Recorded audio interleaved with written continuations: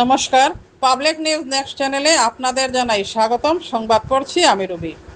পালংঘাটের পালংটিলা শিববাড়ির fishery থেকে উদ্ধার হলো এক ব্যক্তির মৃতদেহ। মৃতদেহটি ফিশারির জলে ভাসছিল। ঘটনাটিকে ঘিরে তীব্র চাঞ্চল্যের সৃষ্টি হয়েছে এলাকা জুড়ে। ঘটনাটি ঘটেছে শুক্রবার সকালে পালংঘাটের পালংটিলা শিববাড়ির ফিশারিতে।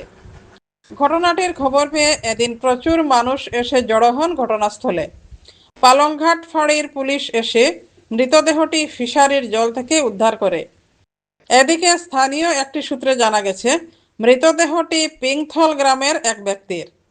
ঘটনার খবর পেয়ে তার পরিবারের লোকেরা ছুটে আসেন ঘটনাস্থলে। ঘটনাটির কিছু মুহূর্ত দেখতে থাকুন পাবলিক নিউজ নেক্সট চ্যানেলের ক্যামেরায়।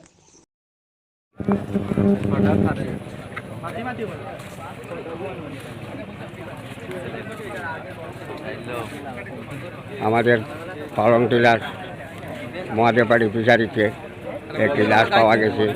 সেই লাশটি এখনও শনাক্ত হয়নি কোন জায়গার লাশ। এখানে পুলিশ প্রশাসন এসেছে, অনেক মানুষ জমেছে, দূর দূর থেকেও মানুষ এসে উপস্থিত হয়েছে।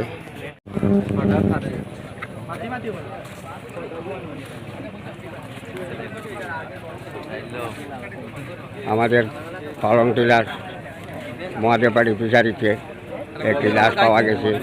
সেই লাশটি এখনও শনাক্ত হয়নি কোন জায়গার লাশ।